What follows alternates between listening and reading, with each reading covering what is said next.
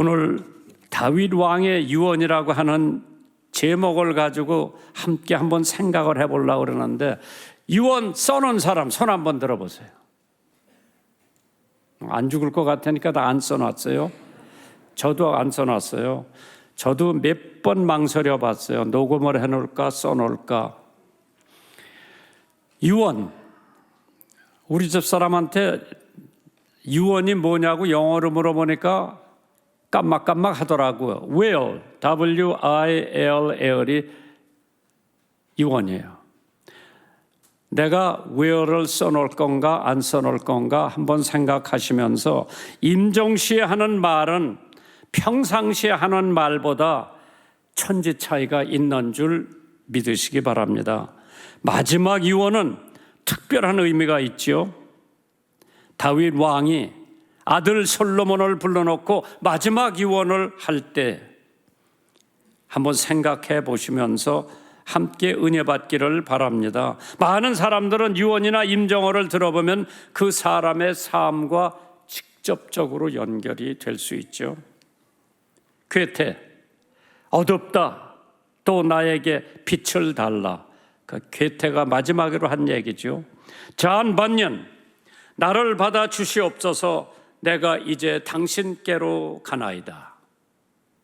베이토븐, 이제부터는 천당에서 노래를 듣겠다. 찰스 모레이스라고 하는 사람은, 나는 지옥에 떨어진 자의 무서운 고통을 받고 있다.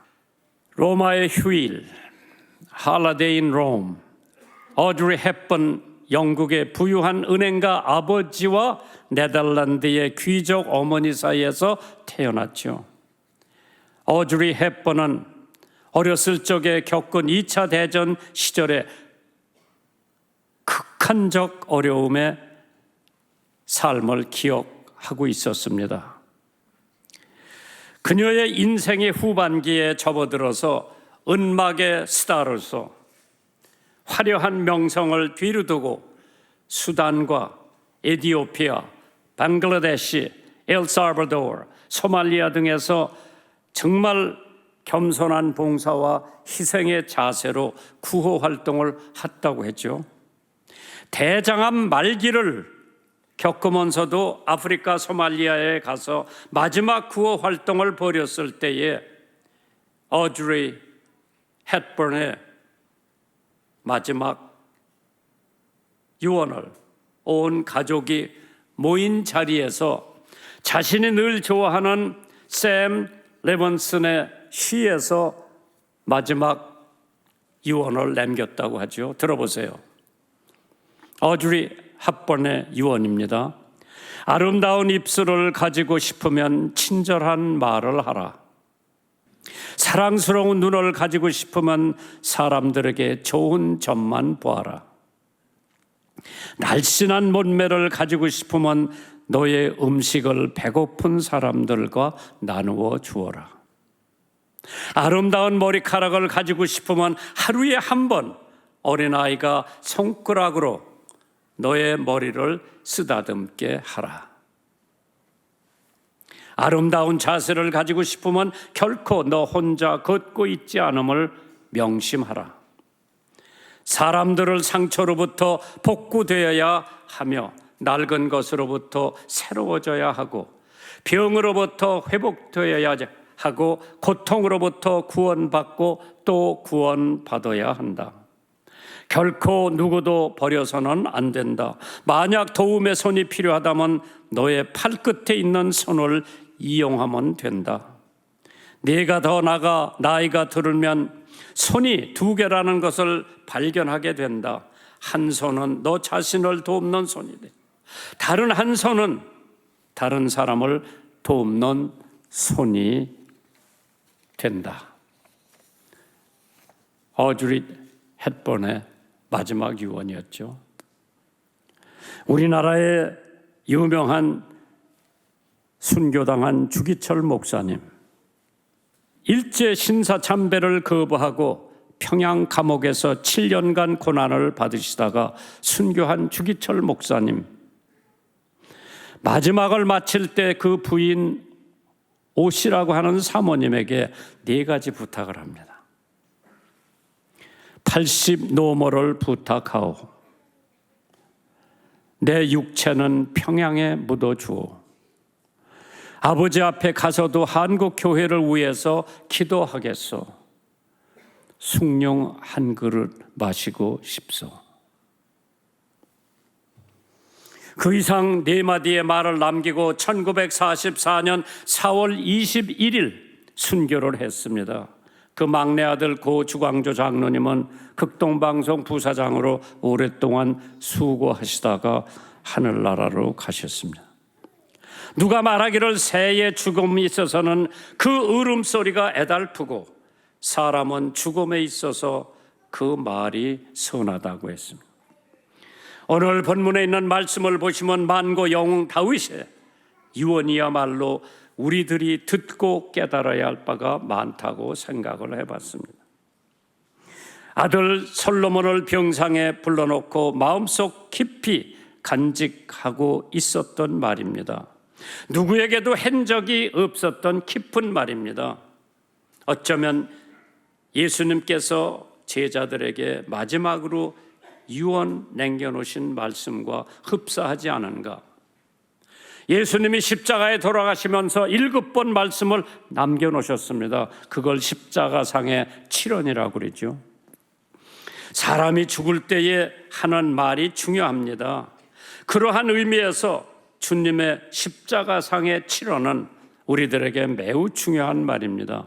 누가복음 23장 34절에 예수께서 가라사대 아버지여 저 해를 사하여 주옵소서 용서해달라고 하는 예수님의 마지막 유언.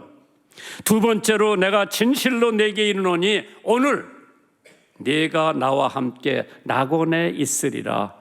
죽어가는 강도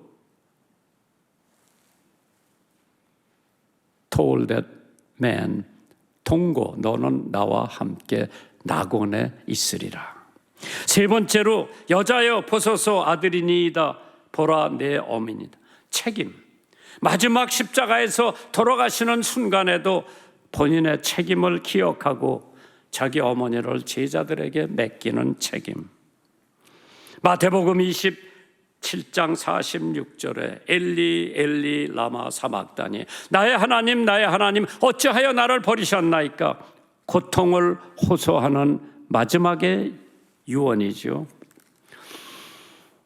목마르다, 갈증, 다 이루었다, 만족. 마지막으로 아버지여 내 영혼을 아버지 손에 부탁하나이다. 하나님의 독생자 예수 그리스도께서 마지막으로 십자가에 돌아가시면서 자기 모든 것을 하나님 아버지께 의지하는 말씀입니다.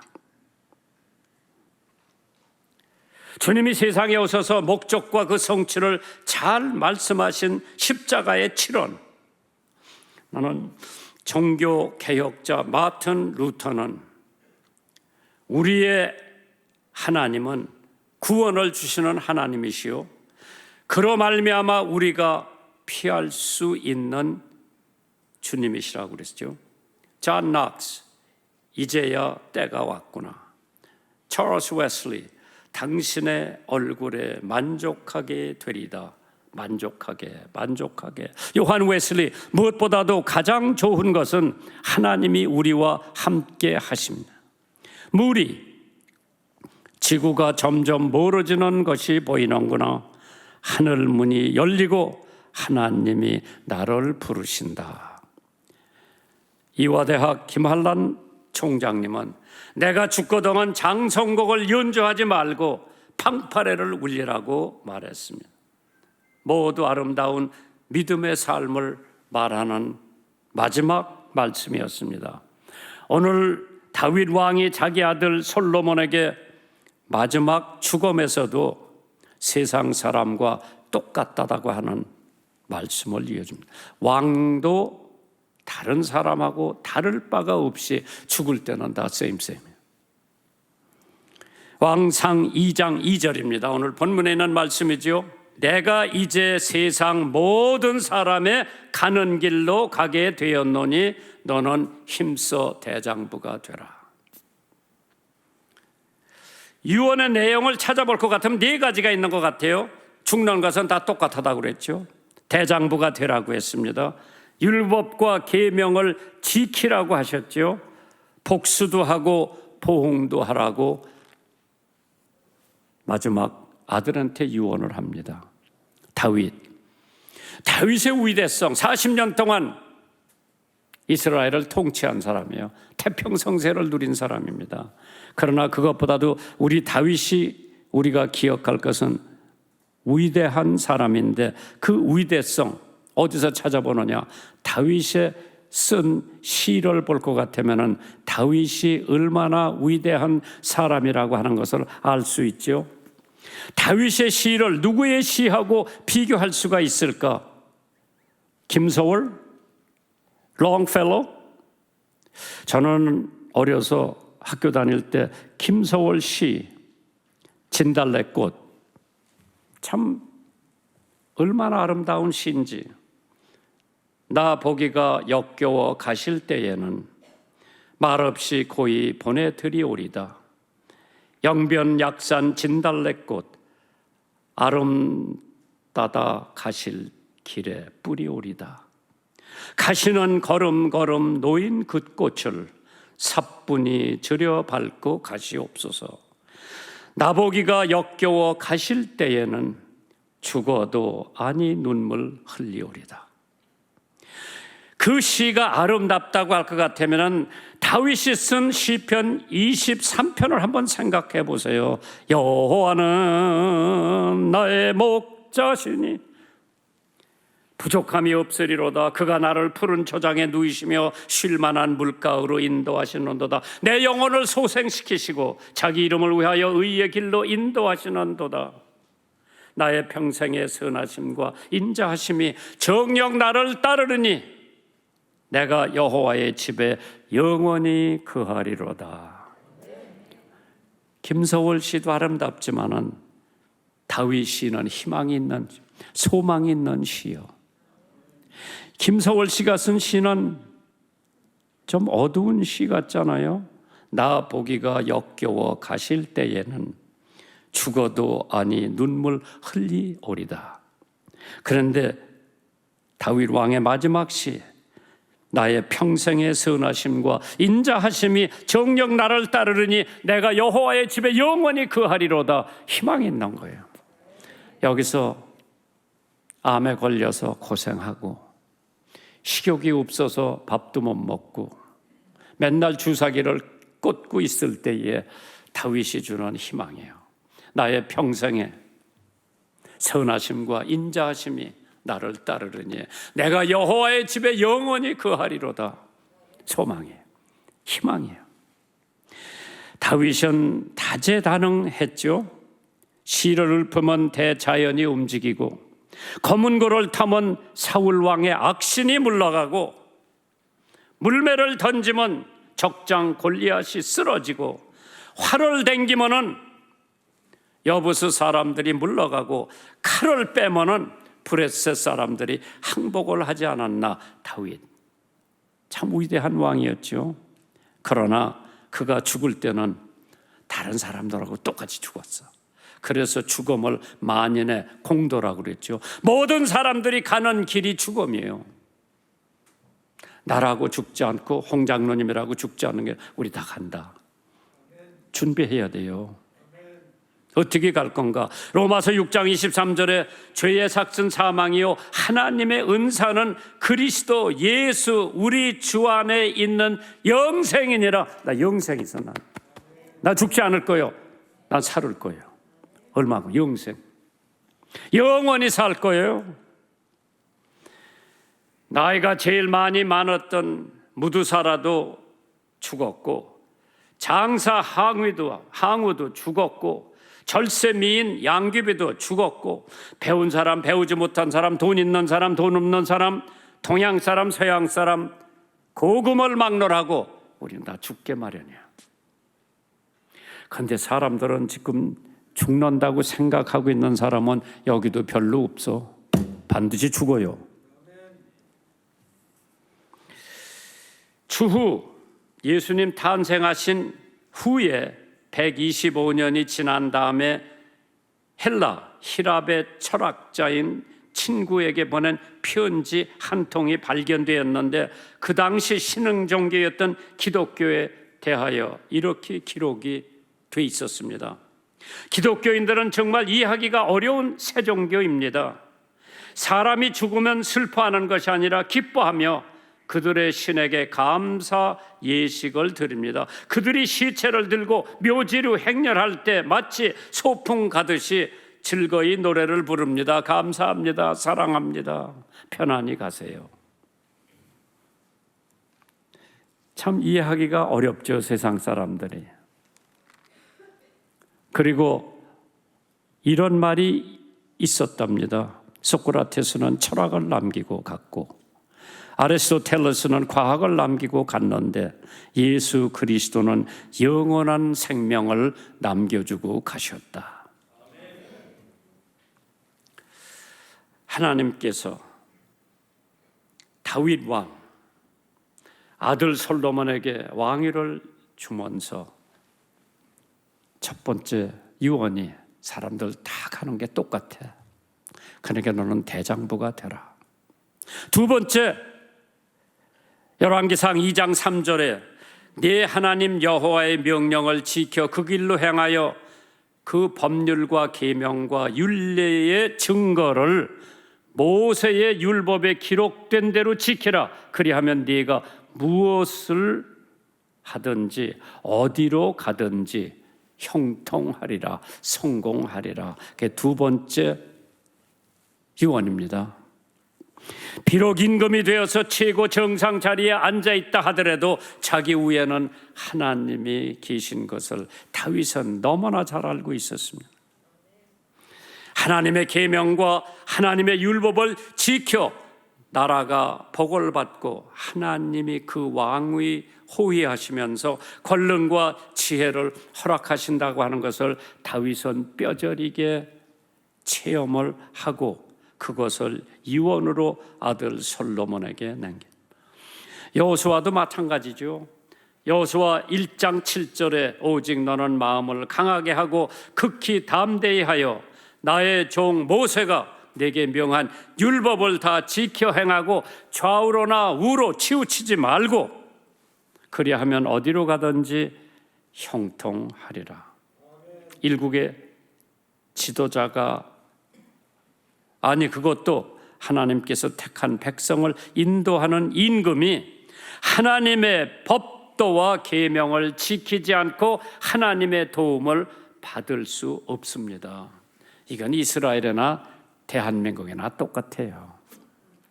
사람의 지능은 제한이 돼 있어요. AI 암만 떠들지만은 하나님의 지혜는 무궁무진해.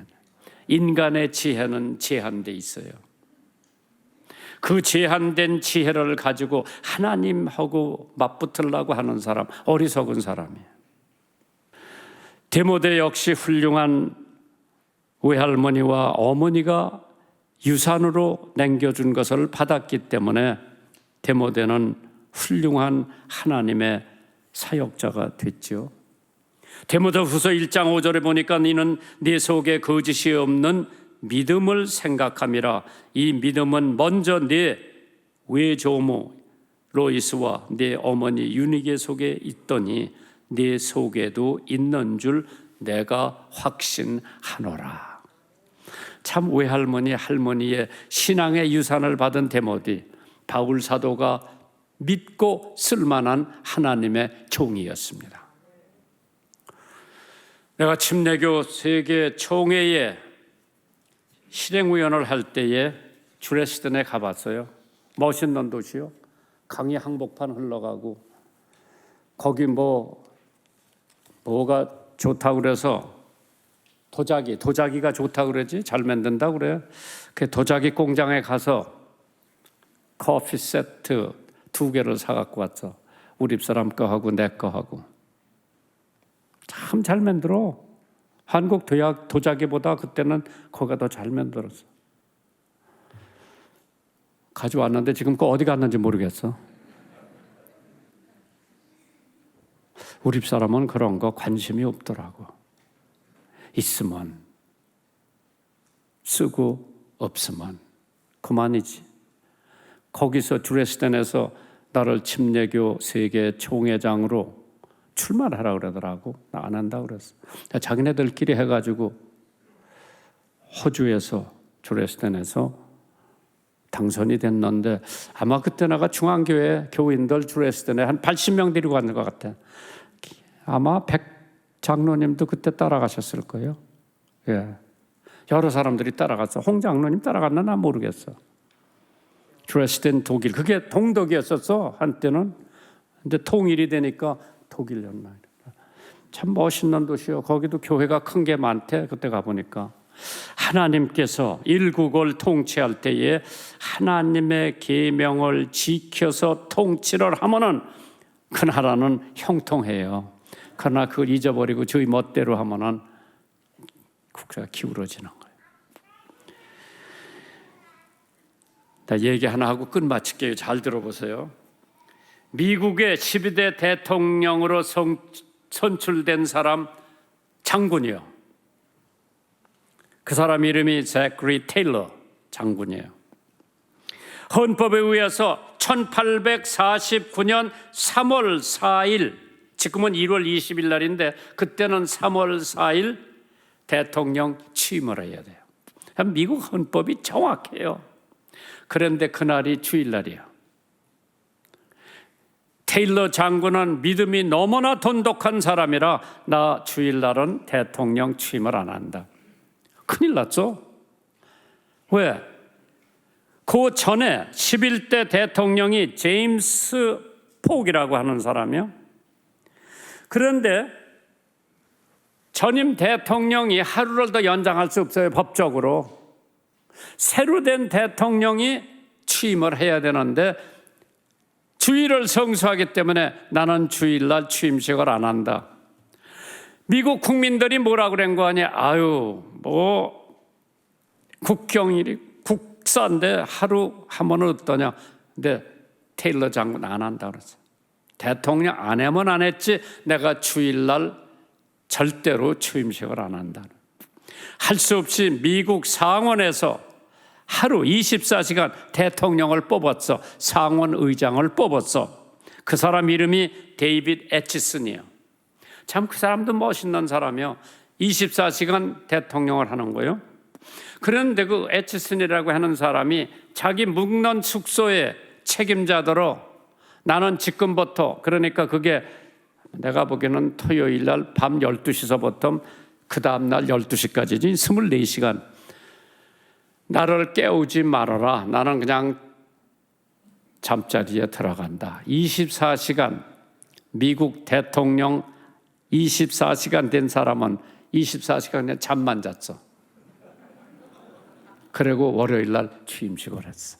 주일 날 대통령직을 취임하는 것을 거절한 위대한 신앙인이 24시간 대통령직을 맡은 임시 대통령이 그 기간 잠으로 메꾼 사건, 헌법에 명시한 대통령 임기를 정확하게 지키는 미국 국민들 참으로 배울 점이 많지요. 하나님께서 언젠가는 우리나라도 그런 나라로 이어져 가는 나라가 되기를 주님의 이름으로 축원합니다. 여러분들이 준비하신 헌금 하나님 앞에 봉헌하세요.